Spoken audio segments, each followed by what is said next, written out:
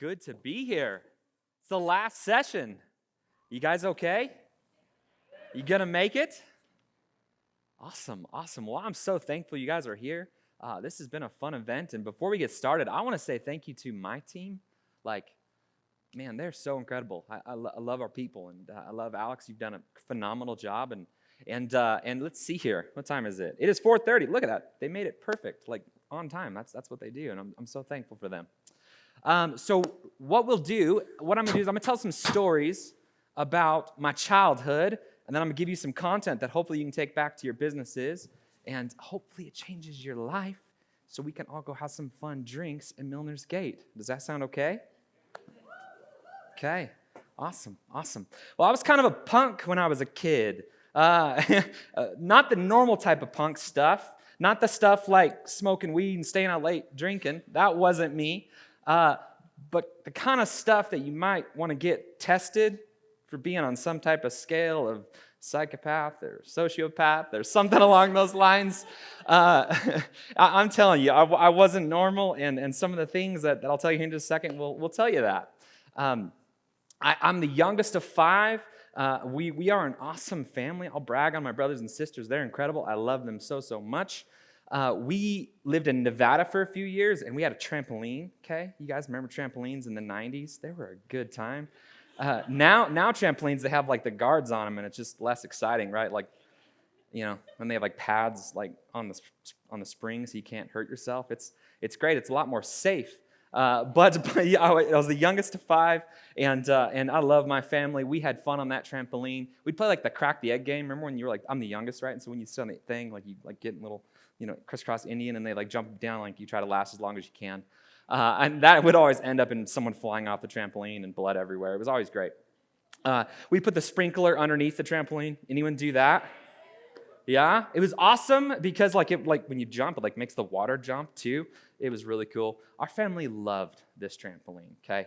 We loved this trampoline. We would sleep on it at night, right? You would camp out and you'd look at the stars. Anyone do that? Trampolines are a joy, okay? My family loved this trampoline. My sister especially loved this trampoline. And being the younger brother, she's 4 years older than me, we kind of clashed all of our childhood. It was 15 years or so, until we started really learning how to communicate without, insulting each other. It's just family dynamics, right? And so one day, she did something clearly. It was not me. She did it first. And I was like, I'm going to get back at her, okay? And I'm thinking, I'm 4 or 5 years old at this time, okay? Again, kind of a punk. Should have been tested. I go into the house. I got this idea, and this idea is awesome, okay? I climb up on the counter, and I grab a knife out of the knife block. Shing! I'm like, I'm going to get my sister. You ready for this? This is going to be great. And I thought, I got it. I'm going to sabotage the trampoline. Right? Crazy, okay? And not even joking, okay? So my mom is inside talking to grandma on the phone. She had one of those big old white phones, remember those 90s phones? Little antennas stick up. And I'm out there, and I'm like, okay, that's it. My sister's going to get it, and I got a plan here, okay, right? So trampolines are round, and I'm thinking pies, right? So you have pies, and if you cut lines into the trampoline, what if I leave a hole in the center, right? A place where I could jump, because I love the trampoline, but my sister wouldn't be able to jump. It's going to work, right? It's going to work. It's a good plan. And I'm telling you, it was awesome. So I get the knife, shing, pull it out, right? You got a thing, you crawl underneath the grass, right? And I'm sitting there, and I take it, and that felt cool. I'm 4, okay? It's not like you use a lot of knives. And I don't even know how I got the knife behind my mom, that whole thing. So then you take it, and you all the way to the middle, right? Awesome. That felt so good. And I'm thinking, my sister's going to fall through. This is awesome. Man, what's wrong with me? Okay, and then you do it again, and next thing you know, I'm 75% of the way through shredding this trampoline, and my mom comes out, and she sticks her head, and I remember she has the phone in her hand, and she goes, "Zachary, what are you doing? You stop that right now!" Guys, I've never been whooped so hard. I didn't even get to jump on the trampoline and try my idea. I never got to see my sister fall through. That really sucked. And guys, my sister was still the worst. it was not fun. See, I didn't care a lot about people back then. 4 or 5, and that I have maybe 10 of those stories where arguably I didn't care about people, right? I wanted my will. I didn't want their will for their life. I wanted my intentions. And guys, you see, America has a problem. We as business leaders, we do this with our companies. When we hire people, when we bring them in, we take our will and our mission and we force it onto the people that are applying, to the people that work for us. And then we ask them to do these activities and these tasks and these jobs that they were never called or meant to do. And then we ask, why is there turnover in my business? And it's like, oh, they didn't want to do it. It's obvious. I mentioned that I was the youngest of 5. I want to tell you about my brother, Josh. Josh is 6 years older than me. Michelle, that's the sister she's really awesome, by the way, now. Like, we have a great relationship now. But 6 years older, brother Josh, he's this gentle giant. He's like 6'5", this huge guy. He could blast you with one fist and it would be the end. But he would never do that. He's so kind and nice and loves people a lot, unlike me at that age. And I grew up mimicking my brother. I was just like him. I would do everything he did. If he played video games, I'd play the same character that he played.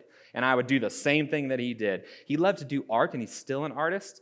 And for a few years there, I copied his art styles and tried to do what he did and failed miserably, yet still wanted to be an animator, right? I was copying everything he did. Interesting. You look through your life and you see these people that you're connected to and that you admire, and you try to be them, and you forget that you have giftings yourself. See, people literally called me Josh growing up. People that don't even know my brother. Even today, it's kind of crazy. So we're an agency. We talk to clients all the time, and I've been on the phone with a client before, and it's like, well, hey, thank you so much for taking care of that. You have a great day, Josh. Click. It's you don't know my brother. I know you don't know my brother. How did you know to call me Josh? In my entire life, I grew up thinking that I was just like my brother. I grew up thinking that I was just like him because I literally did all the things that he did. I admire my brother. He's calm. He's nice. He's wonderful. But I'm different. There are things in people and there are things in me giftings that I had that he didn't have. And I believe we all have those giftings. I believe those giftings come to us when we're young. I think it's interesting throughout the talks today, there's kind of this theme of people have these talents and they need to be developed. And if you're a child, right? Sean talked about that. There's these things in our lives that we have that if we focus on them and go back to those, it's really easy to make your eyes shine, right? And get fulfillment out of life versus hating life and not liking those things. Okay?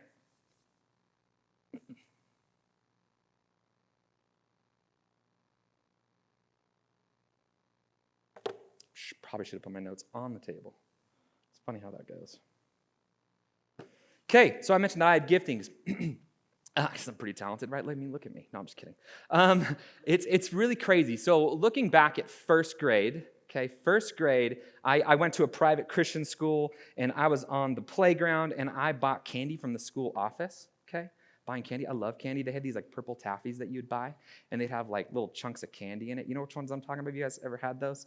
They're little older candies. You don't see them around much today. They were delicious, and they were awesome. And so I was walking around the playground eating candy, and some kid walks up to me, and he's like, hey, Zach, can I have that? I was like, no, I bought this. Get your own, kid. And, it's really interesting is he's like, well, I have money. Can I have it? I'll give you money. And I'm in first grade, so that's 5, 6 years old, right? And at that point, I'm thinking, okay, maybe I can take this kid's money. And what is that money? He holds up a $5 bill or something, and I think, okay. Yeah, you're going to give me that piece of paper, and I'll give you this candy. And he says, yeah, okay, deal it. All right, here we go. We do the deal. I go back into the office, buy more candy, come back out to the playground on recess. And it's interesting because I began to sell candy on the playground. And I did that for a couple weeks straight, and that was in first grade, guys. It was crazy, right? Giftings, a thread, a theme in my life early, okay? Fourth grade, different playground, trading cards. Okay, I'm one of those trading card guys. I was when I was a kid. I love them. They're just fun. I'm nerdy. Sorry. and it was great. And I would sit on the playground, and I would play cards, and kids would walk up to me. They're like, what are you doing with those cards? I'm like, oh, just playing some cards. It's having some fun. They're like, oh, I want to play. That's like, oh, cool. Do you have any cards? No, I don't have any cards. I'm like, oh, you need some cards. They're like, well, where can I get some? I'm like, wait a second. I've been here before. I can give you 65 cards for, $10, or I can give you 200 cards for $20. Sold some cards, started selling cards, and entrepreneur from day one. It just kind of was in me. Guys, fast forward, 9th grade.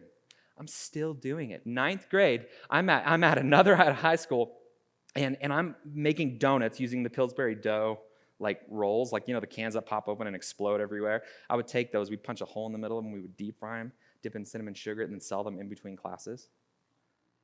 Awesome.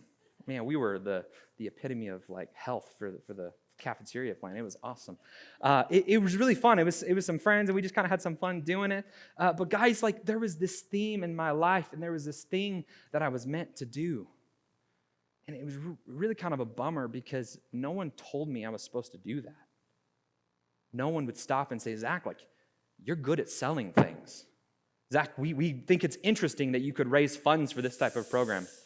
Hey, thanks. I like smoke. Thank you. That was me. I asked for smoke, so that's what that does. And it's crazy, guys. I love to sell. It's like in my bones. It's in my DNA. I grew up, like, both my parents are entrepreneurs. I grew up, like, crawling on, like, carpets inside of my dad's lumber yards. Like, like those big piles of carpets. I'd always climb up there, and then people would be like, get off those. And I'd be like, oh, why not? Why? And they're like, well, you're not supposed to be up there. And I'm like, well, my dad said I couldn't. I say, here's Dad. I say, Mike. And they go, oh, okay, you're good. It was just funny. I just grew up in those worlds. And then I would go to, like, my mom's clothing store as a kid. I remember this being, like, really young. I had to have been, like, 2 or 3, and she was working. I was going to work with her, like, during that time. And guys, like, I always had that in my DNA, and I love to do it. But the sad thing is no one told me that I was supposed to do that. No one told me that, man, we saw this from day one. You should go do this, right? And I think, guys, we as leaders in our companies do that to people every day. We have our job posting and our description, and we need someone to make 20 cold calls a day. And so they call us and they say, hey, I would like to come work for you. And you say, awesome, well, what do you want to do with your life? And they're like, I've never thought about it, but I really love to make 20 cold calls a day. Like, that sounds fun. So we take them and we shove them into an organization, and then we wonder, like, why bad things happen, right? We don't ask, why do their eyes shine? Why do they light up? What makes them tick? Why do they get excited? How do we get them to a place where they love Monday instead of hate Monday, right?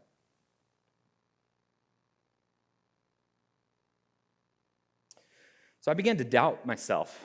Going out of high school, those people in first grade, they took away the candy box in first grade. They literally took it away because of me, and they said, we don't think it's okay for you to sell candy to other kids on the playground when we're selling it. Okay, that's fine. I gotta get it, whatever. I don't get it, it's crazy. 4th grade, parents pulled me out of class and said, stop selling our kids cards because we don't think it's valuable. We think you're wasting their money. And I'm just like, whatever, they made the choice. Like, I just want to sell some cards, not a big deal. 9th grade, they told us to stop selling the donuts because we were distracting kids. Okay, now they would take the donuts and then go into class and cause problems. Now that was not my problem, okay? But guys, like, it was shut down. And the system, whether you look at it on that very small practical scale, they said no to someone that had these gifts to do something. And I look at organizations and I think of schools, and I went to private schools that weren't well funded. And I think, like, man, I wonder how many people they turned away because it didn't fit the system that could have raised money and funds for them to help them be more successful. Do we as companies do that to people every day? Right? I think it's really interesting. Chris, they always said, like, hire good people, right? He just was saying, I'm sitting back there listening. And he said, man, as soon as you can have someone that can do the job, like, hire them. And what he really is saying is, like, when you can trust them and believe in them and bring them on, like, man, empower them to do that. And it's awesome, guys. So I was beginning to doubt myself. I was beginning to believe that I wasn't a business person. I was told to believe that sales wasn't valid, that sales wasn't good, that doing a service wasn't okay. And it's really interesting. And there were some things that were saying that to me that I don't listen to anymore, truthfully.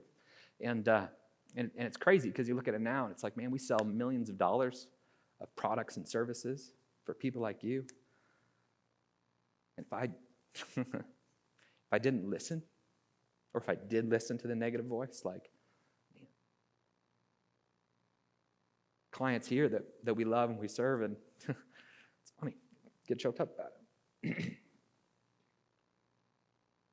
But let's not be leaders who shove people into boxes, who take people's eyes and force them into something that it's not what they want to do. And you notice I talk about eyes a lot. At Rinard Media, we have this phrase called shining eyes. Anyone heard that phrase before? Anyone? Sweet. A couple people. Okay, anyone know what this is? You can barely see it. Anyone? The Harry Potter wand. Just kidding, it's not. Expecto Patronum. Just kidding, sorry. This is a conductor's wand. Okay? So Benjamin Zander is the conductor for the Boston Philharmonic. Okay? And they're one of the best in the world. And he literally stands in front of an orchestra, right? Like this. And you know what they do? They begin to follow him. And he goes like this, and they get quiet, right? And then they get bigger, right? It's amazing because he literally sits there and controls this thing of 100 musicians, right? So you have flutes, and you have harps, and you have cellos, and you have violins, and you got the people that aren't that musically talented that go, right? Sorry to all my percussion people. I play drums, so it's a thing.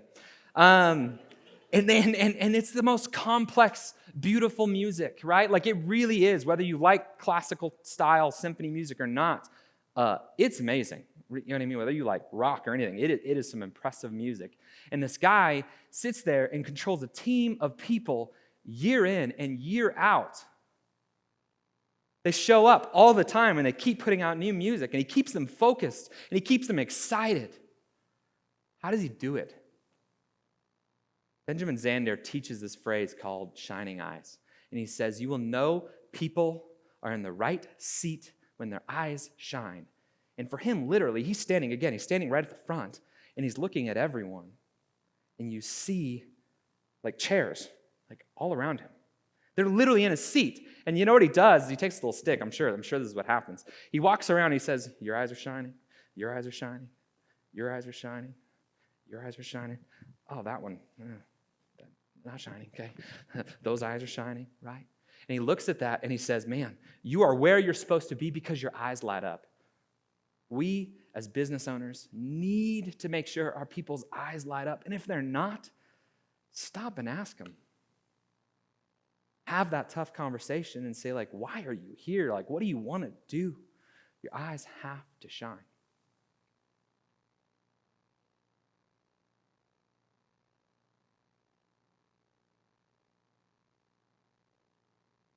Okay, you guys ready for some content? It's going to be good. Okay, can I get a volunteer? I need someone to stand up, and you got to be brave because I haven't asked anyone. In the speaker world, they call them plants. The people that you put in the audience that like they stand up and they bail you out when no one else does. So I need one brave person to come up on stage with me. Yeah, whoever wants to do it. You guys can arm wrestle. Madison, thank you. Perfect. So guys, if we want to develop and I'm going to stay right there for just a second. Okay. Thank you. If we're going to develop a culture of putting people over profit, that's my talk, right? The whole idea is in order to do that, you have to love people. That's really what it comes down to. You actually have to literally choose how to do that. And so I'm going to give you some points on some tactical stuff of how you actually can develop that culture in your organization, okay? So point number 1, are you ready? If you're taking notes, write this down. I'm sorry. I can send it to you. Okay. Be a pole leader, okay? So this is a rope. Be a pole leader. If you missed that, that was the point. Write that down. Okay, this is a rope.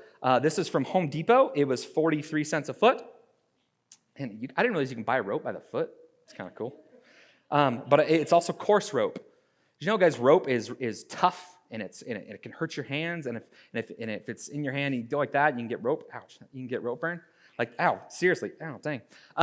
It's a real thing. Rope can cut you. It can hurt you, right?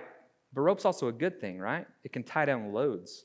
It can literally protect you and keep you in bounds, right? Rope can keep things in motion and keep things moving. And guys, this rope represents your company, okay? And what I'm going to teach you here is to be a pull leader, not a push leader. All right, here you go. Can you hold on to this for me? Now, this is a choice. You don't have to. But I would really love if you do, because if you do, you might go on a journey that you'll love. You want to hold on to the rope? Okay. Guys, I didn't demand that she would hold that rope. I asked her nicely. I forced her to come up, obviously. That was kind of a thing. But I asked her to hold onto that rope. And we as leaders, sometimes what we do is we force people into positions. We force people into tasks. We force people into jobs that they shouldn't be in, right? Let's go back to that. But what we're going to do is I'm going to invite you on this journey with me. I'm going to hold this rope, and I'm actually going to walk around the stage, right? We're going to go on a journey, and I'm going to invite you to walk with me, okay? I might pull the rope too hard. It might burn your hands, but you might have an opportunity to pick up that rope again. All right, you ready? You want to skip? Okay, let's skip. Hey, it's fun. It's true, you do skip faster. Okay, let's stop real quick. Again, she had to choose to do it, right? I didn't make her. But wasn't that fun? Aren't you glad you did it? Guys, we as leaders force people to do things all the time. Without asking them or bringing them into the conversation, we push people as leaders instead of pull people as leaders, okay? And guys, let me just talk about something real quick here. If I wanted to be a push leader, can I have that? Okay, thank you so much. You gotta stay here. You gotta stay, though. Okay, if I wanted to be a push leader, can you push a rope? Doesn't work. So what do you have to do? You need to motivate someone with a push rope. Just kidding. You have to whip them. It's literally true. You cannot push a rope. And who likes being whipped? Yeah. It's been fun, guys. Hey, look, a rope. See you later. No. No one wants to be a slave from that perspective. No one wants to be whipped. Thank you. I appreciate you. That was awesome. Guys, you as a leader, you can't push people. People don't want to be pushed. StoryBrand teaches about inviting people into a story, right? That's something that Amy Schutte talked about that was phenomenal. Guys, invite your team members onto a journey. If your vision's just about you and just about what you want to do, that's not going to be okay. Leadership is pulling people. Being a boss is pushing people. People don't follow bosses. They follow leaders. So invite people into that journey. Connect with them. Point number 2, if you're trying to build a culture of developing people, okay, if you're trying to build a culture of people over profit, you have to develop them, right? And this is expensive, and this is time-consuming, and this is hard, but it's worth it because they're your greatest assets, right? I think it's really interesting. Build better leaders. We almost should have wrote People Matter up as the slogan because, that's been the theme of the whole conference. And P.S., I did not plan that. None of us planned that. That just happened, and it's awesome, guys. People do matter, and so we have to develop them as leaders. We have to be leaders that love and serve our people. So I'm going to give you 5 subpoints, okay? This is a little bit more detail, so if you're taking notes, this is a 1, a 2, and an A, right? That's really what this is.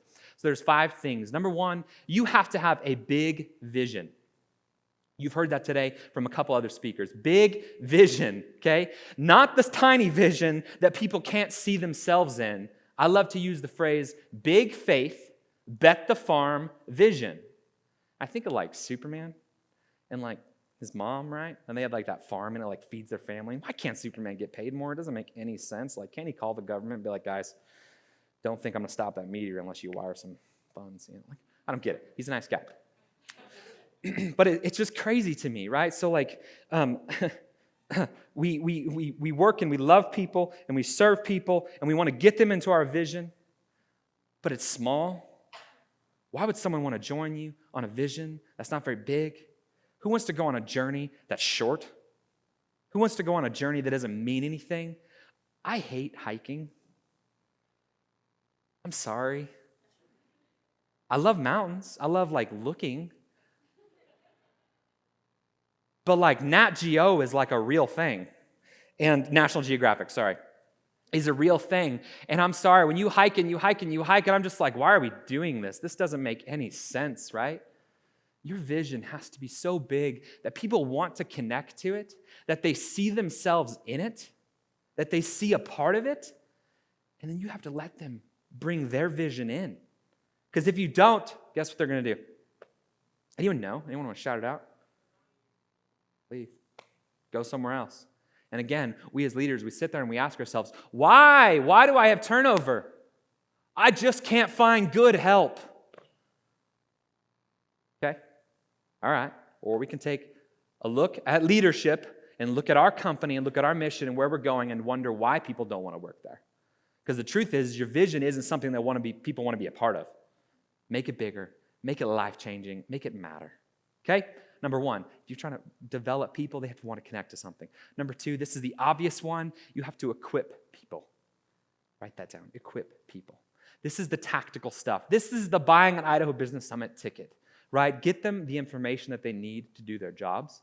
Get them the training they need to do their jobs. Get them the resources. Guys, I'm a type A type person. I can forget some details and I can get through some stuff a little faster than I probably should. I used to be a lot more analytical, but as we've grown, it's kind of more like, let's just go, go, go. And that's not always the best, of course. But guys, there's been times where we've hired people and I didn't give them the password to their computer. Nothing says competence to your team when they're like, what's your password? I don't know. Like, that's just not good. Give your team the resources that they need to win. Like, actually spend the money. Senate talked about that this morning. I thought it was interesting. He said it should be a line item in your budget to develop people. Send them to conferences. And I just got back from a conference, EntreLeadership Summit is what it's called. It's Dave Ramsey's event in Dallas, Texas. 5 years ago, my father gifted me a ticket. My business did $30,000 in sales that year. I was working for another company at the time. And guys, this last week, I was able to bring 2 leaders to that same conference 5 years later and start that cycle for them so that they could lead people and serve people. And it's so fun. I'm so thankful 5 years ago that happened. People, man. They make you cry, you know? They're hard. Yeah. We have to serve people. We have to love people. Equip them. Point number 3, we have to empower them. Give them your authority. Don't freak out. I'm not saying give them the bank accounts. Give them your authority to make decisions like you make. When you have a vision and you've equipped them and you've talked about core values because you hired smart, right? And they believe similar to the ways that you believe. They don't have to believe 100% like you believe. But when those values are there, you've cast a big vision, you've equipped them, you've empowered them. Why can't they make decisions like you? Why can't they pull people in leadership? Why can't they make decisions for clients for you? So many times we as leaders, we smother our people with ideas, like in thoughts. And again, I can be controlling. Like I'm very much like I like to be in the things and critique. Guys, okay, shout out to Scott, FYI, one of our video guys. He was putting a lot of his video stuff together. Yeah, Scott right there. Hey, Scott. Everyone clap for Scott. Yeah. He was coming in at 5 in the morning to get some of the stuff done. We found out some details late, and so we were like pivoting hardcore to get some stuff done. And he was showing up at 5, and I came in at like 8:30, like sipping my latte, eating my breakfast burrito. I was like, "What are you doing, Scott?" He's like, "Oh, just working away. I want to show you some stuff I did." And he does it. I'm just like, "Yeah, man, I don't know if I would have done it that way." And you know what I did? I was a bad leader, and I was like, "Hey, Scott, can you redo that?" And you know, he's an awesome guy. And he looked at me and he's like, "Yeah, bleep." Just kidding. No. And he did it. And he did it like a champ. And the truth is like it didn't matter. The little detail that I wanted didn't matter. And we just killed all those hours. How many times do we as leaders come into people's organizations and come into our people and come into meetings and just like steamroll everything? And we get in the way because we empowered them. Right? Like we cast the vision, we equipped them, we empowered them, and then we don't get out of the way. Point 4, Point 4, get out of the way. Right? My son, Joel, is 5 years old, and he sucks at sports. It's hard for me because I'm like really competitive. Like I like to win. Winning matters to me. Why would you want to be a loser? That doesn't seem fun to me. Freaking. And I'm telling you, man, my kid loves to talk. I like to talk. My wife, Merle, loves to talk. We like to talk. It's great. So I get that he likes to talk.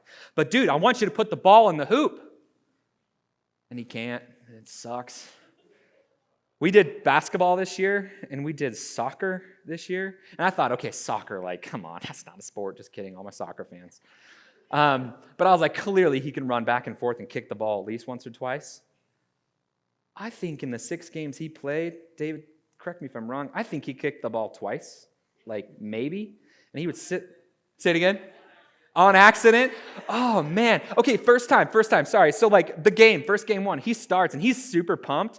First play of the game. That's like football. And he literally takes it, runs out, kicks the ball, and some kid, like they collide, like in soccer it happens, falls to the ground, starts crying, walks off the field. First one. And I'm like, great, like this is over. Like this sucks. We get him to calm down, and we get him to go back out there and give it. But he sucks at sports, guys, so I apologize. So I apologize to all the teams that he'll want to be on. I apologize for that. But guys, he beat Mario at age 4 by himself. That's a parent win if I've ever seen one. Yeah, he's an incredible kid. He's a special kid. Before my phone zones out, I'm totally going to press that. Okay.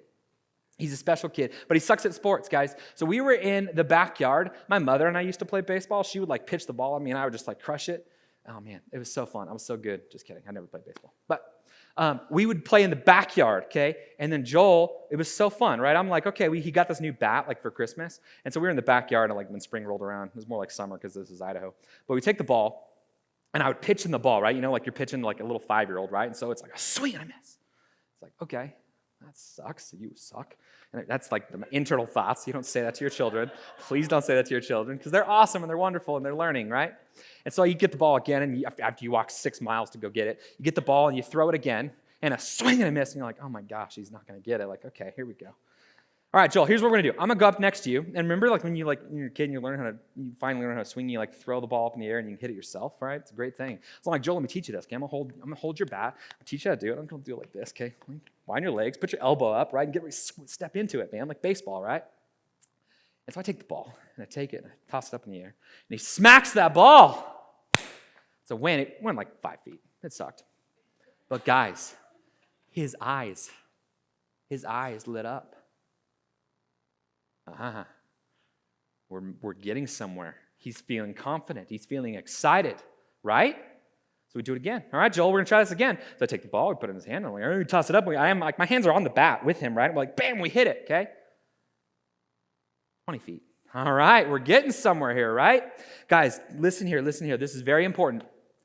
We as leaders, if we never take our hands off of the bat, our son or our team members will never be able to hit it out of the park. As a parent, if I stand there and I keep my hands on that stinking bat and I keep helping him swing, I'm smothering him. Like literally, like I'm, right? And if he keeps missing and I'm too competitive, really, it'd be bad. But it's just one of those things, guys, like if we don't take a step back and trust our people, take our hands off that bat and let them swing as hard as they can, they'll never hit it over the fence. They might fail. They might miss. The real thing. They could easily miss, and that would be very, very bad, right? But you know what? Is it really that bad? I mean, the ball's just going to land on the grass. I mean, like I've been watering that grass for 6 months. I really want it to be green, and that ball's not going to hurt it. What do I care about if they fail? He'll learn. So guys, I go back. After I'm done, take my hands off the bat. I made the good choice, okay? Take a step back. I take that ball, and I throw it to Joel. Swing and a miss. Yeah, he missed it again. It sucked. He kind of like got sad. He's like, Dad, I'm no good at this. And you know what happened? The leader came back into his life and said, no, you got this. Remember that thing we've been talking about? Keep your eyes on that ball. Keep your eyes on that ball. Don't quit. And you know what? Took the ball took 2 steps back, and you're throwing it as slow as you possibly can at this point. You're like, literally like, please. Okay. He hit the ball. I mean, it didn't go like crazy far, but he made contact, and guess what, guys? His eyes lit up. Mission accomplished. That's your job as a leader, is to make sure people's eyes are lit up. So guys, we as leaders have to get out of the way if we want our team to thrive. If you have cast a big vision, right? Recapping here, cast a big vision, equip people, gave them the tools and resources to win, and defined what winning looks like. Sometimes in organizations, we don't tell people what winning looks like. We just assume. Why not put it on paper and say making 20 phone calls is winning, hitting this quota is winning, keeping this many clients is winning? Like we make things vague as companies, and that's just a bad practice. That's free. Enjoy that. Welcome. You're welcome for that. We empower them. So we cast big vision, equipped them, and empowered them, right? So at this point, they're making decisions like you. They believe in you. So like now you can get out of the way, and they can crush it and do an awesome job. Finally, what you do is you follow up. Because guess what? He might miss it. He might miss that ball. It may not hit it the first time. He may not hit it again. And sometimes we as leaders have to come back in and just say, hey, how are you doing? And here's 2 practical things. So at Rinard Media, I love my team members, and we talk about shining eyes like all the time. So we do what's called one-on-ones, monthly one-on-ones. We have a team of 12 people, and I meet with every person once a month, every person on our team. It is costly. It is expensive. I take them to coffee, to lunch, to breakfast, whatever it is. It's awesome. And you know what we do? We just talk. How are you doing today? What's on your mind? How's your family doing? I know you're going through this. How's the baby sleeping? All of that stuff, right? And we just get to tear down those walls and really get to know people for who they are. It's really easy to hear their mission and the things that they love, because when you're sitting there across the table and you're like talking about, quarterly quotas, and they're talking, and you're just like, okay, they don't care. But when they start talking about their animals, and they're just like light up, it's like, oh, you love animals. Tell me about that. What do you love about animals, right? Like Natasha, like, way to go. You love animals. Yeah. And it's just it's so amazing. So guys, there's 4 questions. I'm going to give you the 4 questions that we ask, that we talk about. They're kind of more comments. When we're at these monthly one-on-ones, we do 4 things. 1, what are you doing well? People love to be praised. You learned about that. Like Santa talks about that. People love to be encouraged and recognized for the great things that they do. We tell them what they're doing well. We started with that. Second thing we do is we tell them what they're doing wrong. People want to know they're doing something wrong. Like sometimes we as leaders, we're kind of passive, right? Like you see that person doing that thing on the phone, and you're like, yeah, that's not how I would talk to a customer, but I'm going to sit here and stew over it for a while and get angry and then never ever tell you about it. And while you think you're doing a great job, I'm just going to sit here and get more bitter and more angry. We just go tell them, hey, I didn't love the way you answered that phone, so like, can we just smile when we talk on the phone? Really helps. And it's crazy. People want to be told what to do. They want to grow and they want to be developed, right? And again, if you have a big vision and you've hired the right people and you've equipped them and you've empowered them, if you don't tell them what to do better, they will question you and say, do you really care about me? Do you really want to develop me? It's weird. It's crazy. Like, I swear, developing people honestly feels easy when you have people that want to be developed. It's kind of crazy. Okay? Get out of the way. Empower people. The third thing in that meeting is, what can I do better? There you go, thank you. What can I do better? I give them the opportunity to yell at me if I did something bad, if I ousted them in front of people, or if I ran a sucky meeting, or if I was too blunt. Again, I can be a little type A, a little direct sometimes. And my team's always really nice, and sometimes they don't tell me things when I know that they want to tell me something. But I always give them the opportunity, and I always try to ask them questions to get them stirring, because the truth is, as leaders, we have to get better. And we'll learn about that here in just a second. And then, guys, the 4th question that we do on that when we're following up with people is we want to say, what can we do better as a team? Organizations, man, they have to get better when they have opinions from other people. When it's just you as the leader, giving all of the opinions, that's problematic. Right? You have these smart people, and if you got the right ones, they're going to give you the best ideas. They're going to give you their talent, what you paid them for. So ask that. And so many times we as leaders, we don't. We get in silos, and we don't ask that. So guys, those are our monthly one-on-ones. I can tell you that has changed our culture. People want to be heard. They want to be understood. And it is a little expensive, but it's worth every penny. Meet with your direct reports. And if you're a larger company like Chris Jones, and you got 170 people, meet with your direct reports and make sure that they're meeting with their people on a regular basis. Because when people are fulfilled and they're excited and they love life, that's really what matters. Money really doesn't matter on that level. So make sure that people are fulfilled, and if you do that, it'll work out for you, I promise. The other thing that I actually just learned from another conference, I want to share this with you, is a weekly check-in. Okay, we have not done this yet, so this might be complete false. So take it or leave it. But what this company does, actually, the guy that made StrengthsFinder, the test that Shelly was talking about, was the guy that was literally delivering this. And he said, on a weekly check-in, if you were to stop in with your team and talk for 10 minutes or 15 minutes, just check in with them and ask them two questions to follow up with them. What are you working on? And how can I help? It's really, really simple. Very, very awesome, because it's just like, hey, what are you working on, right? And the person's going to tell you. You're going to see if they're excited about it or not, right? You're going to see if their eyes are shining or not. And on top of that, your job as a leader is to remove those obstacles from people. Like if they're struggling with something, that's when I came back in with Joel and said, hey, we're going to teach you how to do this, right? You come back in and you give them a little bit of coaching, you give them a little bit of feedback, right? And then you take your hands off the bat and you let them go again. Makes sense? That's how you develop people. So to recap that, you have to cast a really, really big vision that people want to be a part of, that people are excited about. Number two, you have to equip people, give them the tools and resources they need to win and define what winning looks like. And number three, you have to empower them. This is the most important, and this is where I struggle the most. Let people make decisions for you and be okay with the results. They will get there. Like with their momentum and their capacity, like they will get there if you hired the right ones.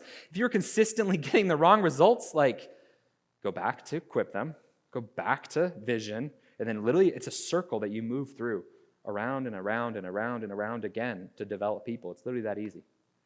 Get out of the way when you're in the way, and then follow up with them to make sure they're doing good. Does that make sense? Is that simple? How are we doing on time? 5:11. My gosh. Okay, we want drinks and appetizers. They have like buffalo. Did you know on buffalo cauliflower, like they actually can do the sauces separate now at Milner's Gate? That's how you do it. Okay, I like the Asian sauces. I'm not a buffalo fan, so that's fair. Okay, guys, last point. You have to be an incredible listener. As leaders, this goes back to creating feedback loops inside of your organization. How many times are we just running a gun, and we're kind of a fast-growing company, we're just running a gun, and we forget to stop and ask for feedback, and it's like, hey, how do we do? Like, if you are so arrogant as a leader, like, that you can't take feedback or criticism, like, you have no business leading. That's not leadership. Leadership, like, man, like, I think of leadership, those are the guys that get beat down. Those are the guys that take the flack. They're the people that take responsibility when things go wrong, right? They're the people that are on the front page that are in the articles for the bad thing that the company did. Own it. Put those systems of feedback in place, guys. It's one of the biggest things that I've learned at Rinard Media is like, we're in the creative world, so like we create websites and ads and videos and conferences and stuff. It's incredible. And guys, creativity isn't like coming up with the best idea. It's actually the refinement of bad ideas. Like it's a real thing. And like we have brainstorm sessions where we're literally just like taking sticky notes and sticking them on the boards, taking sticky notes, and they're dumb ideas. Like everyone in the room knows they're dumb ideas. But guys, we need to get those dumb ideas on that board so that we can get to the good ideas. Like it's literally a process. It's actually how songwriters do it. You know, like those like number one hits that people write are actually like their 100th song that they've written. Like it's just this process of refinement. And so we as leaders have to do the same thing. We have to literally get rid of our pride, take the feedback, accept it, and then truthfully actually implement it. Like actually do it. Like it's really funny. In our one-on-ones, some people have given me some feedback that I'm too perfect and too amazing. No, just kidding. And I implemented the things that they asked, and they came to me and they said, wow, Zach, I'm surprised you actually did it. That's a problem in America. Leaders aren't feedback driven. They don't want to get better, right? They think they know it all. It's a lack of humility. So we as leaders have to do that. Anyone have any crazy in-laws? Are they here? Don't raise your hand, just kidding. I have the best in-laws, absolute best. We've road tripped back and forth from Seattle a few times, and it's been pretty incredible, like without my wife, to be very clear. Like this is like me with the in-laws, okay? and it's been pretty awesome. They're wonderful people. See, my wife and I started dating when I was 16. We were pretty young. We were high school sweethearts. We're still married. It's awesome, but we were pretty young. Guys, remember how I was a punk and I didn't care about people? That's still true at 16 quite a bit. Less, psychopathic or sociopathic. I don't know, one of those two. Not a lot of that stuff. But guys, I was still a punk. I was still really arrogant. I was still really rude. I didn't have empathy. I didn't care much about people. And my wife was the complete opposite. She really cared about people, and she was really nice. This is girlfriend at the time. She learned that from her in-laws, from my in-laws, from her parents. And it's awesome. They're wonderful, kind, generous, nice people. And guys, some arrogant punk kid came into their lives and just started dating their daughter without asking. That didn't go so well. Like, they were nice, but like Steve Taylor, like Marilla's dad, was like eyeing me from a distance. He's kind of watching me, and he was just like, all right, let's watch this kid. Let's watch what happens. Like, this is going to be great. And I'm just thinking, I'm so good at this. I'm such a big deal. I know what I'm doing. Man. I was not a good kid from the perspective. I was a punk. I did not love people. I did not serve people. See, Steve Taylor was a drug and alcohol addictions counselor. Like, what a guy. Like, I don't ever want to do that. Like, man, you literally go and you sit in rooms and you talk about people's terrible lives, and I'm so sorry. Like, that'd be so hard. Like, he is such a stand-up guy. And you guys know before that he was a pastor? And not even like a pastor of like a giant church. He was a pastor of a small church, which is like the hardest thing on the planet. He'd sit there and like counsel people and help them with their problems and come home to his family and just love and serve and help people. It's crazy. Guys, I was arrogant. I was a punk. And I sit there and I watch this guy and I'd be like, man, how does he do it? I just want to, make some money. I want to sell some things, right? Guys, life has an interesting way of teaching you lessons along the way. Marilla and I wanted to get engaged, and so I took Steve and Alice to Johnny Carino's, the best place. Just kidding. They're pretty good. I like them. To ask Marilla if I can ask them if I could marry Marilla. And it was incredible because they were generous and they were kind. They're like, Zach, yeah, absolutely. Guys, this whole time I'm unemployed. Like, why would a father ever want to let his daughter marry someone that's unemployed? Like, don't ever try to marry my daughter unemployed. Like, good luck. See, Steve was kind, and he was generous, and he was nice, and he said yes. He said, you have my blessing, but not because you're amazing, but because my daughter will make a great decision. Because he raised them to do a good job, right? And it was crazy, guys. Life has a sucky way of teaching you lessons, honestly. Steve was diagnosed with pancreatic stage 4 cancer in the middle of our engagement. What is supposed to be a happy, joyous, wonderful time was really difficult and really hard because, man, Steve was such a good guy. He shouldn't have had the problems.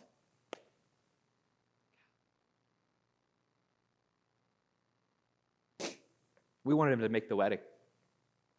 We wanted him to be there.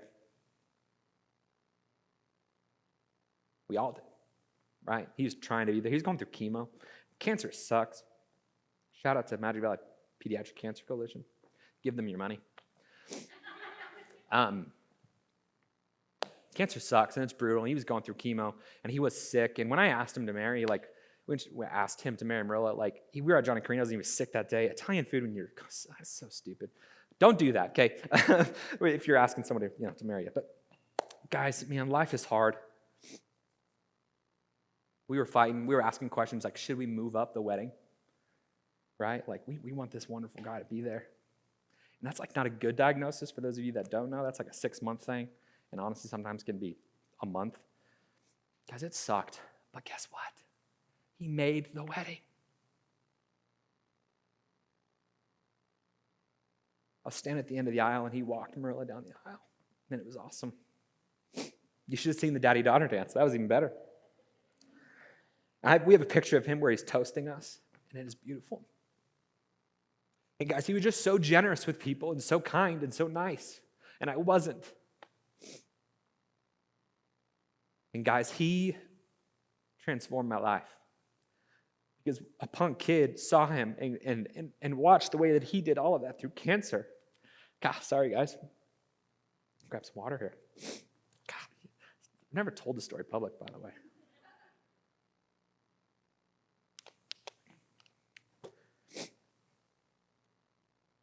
He changed the way that I looked at people. People are assets, not liabilities.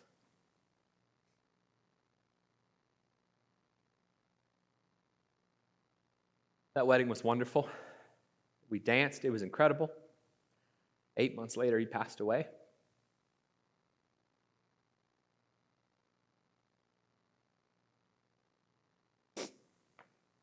I'm just so thankful that I got to meet him because he made all the difference in my life. And guys, we as leaders have the ability to make that difference in other people's lives when we bring them into our companies and we treat them like people instead of treat them like numbers. Because the things that they do and the dreams in their heart and the missions that they have matter. So please don't abuse them. Don't waste their time.